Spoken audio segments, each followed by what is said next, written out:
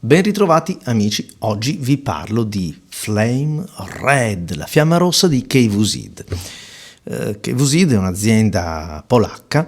nasce anzi proprio per le mani di un farmacista, di un chimico polacco che si dice voleva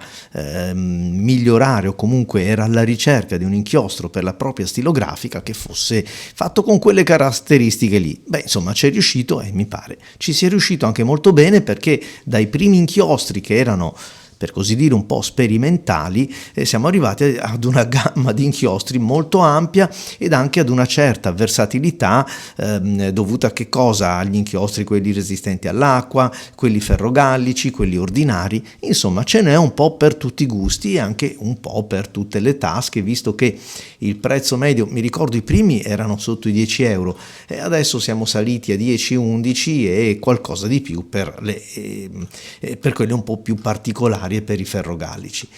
Le tinte sono davvero tante, sono molte, non distraetevi perché io so che voi state già guardando la penna che sto maneggiando, ma ve ne parlo fra poco. Vi dicevo che ci sono tante linee e sono tutte comunque caratterizzate da che cosa? Da una profumazione. Per me è un profumo comunque, non è una puzza o un odore pungente come qualcun altro lo descrive. Alle mie narici è quasi un odore, insomma non mi dispiace, è riconoscibilissimo questo odore della KWZ, però è vero anche che alla lunga può un po' stancare, oppure se vi trovate come me nel cuore della notte o al primo mattino a testare inchiostri, penne eccetera, il KWZ è penetrante, si sente.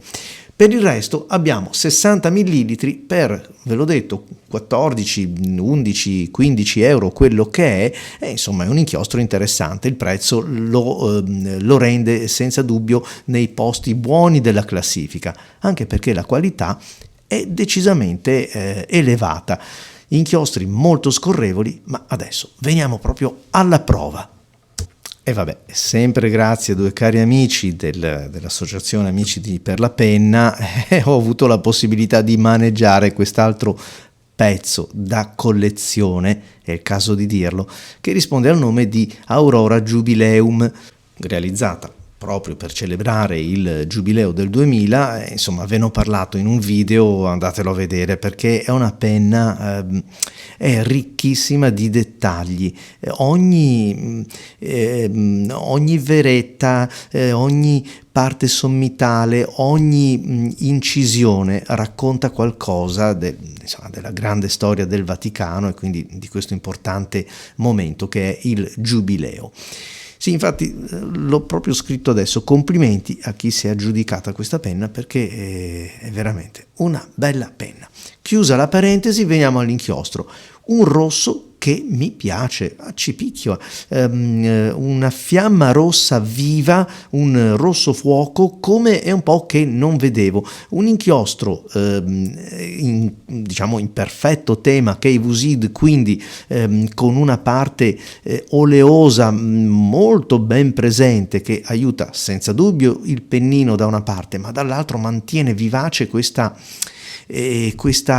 colorazione, soprattutto quando stiamo parlando di rosso, di un rosso vivo, di un rosso fuoco e anche di un rosso, quello porpora, che però si discosta un po' da questo, che è tipico appunto della chiesa di Roma. Sulla carta Rhodia ha un comportamento ancora migliore, perché come sapete il gamut di la finitura superficiale di questa carta aumenta la gamma e quindi c'è brillantezza, c'è contrasto, c'è saturazione cromatica e qui potete vedere bene di che pasta è fatto questo inchiostro. Una tinta che mi ricorda altri importanti campioni,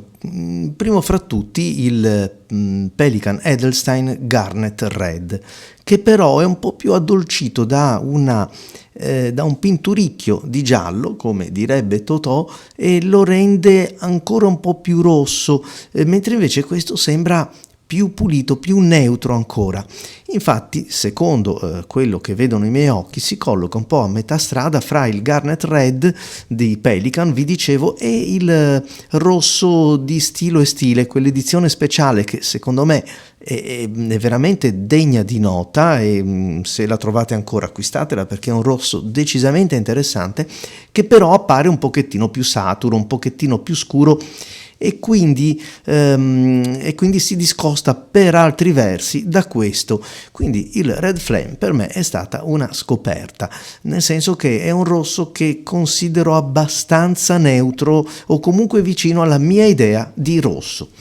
Sulla carta color crema, su una carta avoriata, come è logico che sia, viene addolcito, viene bilanciato dal giallo, e quindi potete capire che diventa un rosso meno rosso, un po' più carico verso l'arancione, ma comunque sempre gradevole. E comunque, essendo un inchiostro di qualità,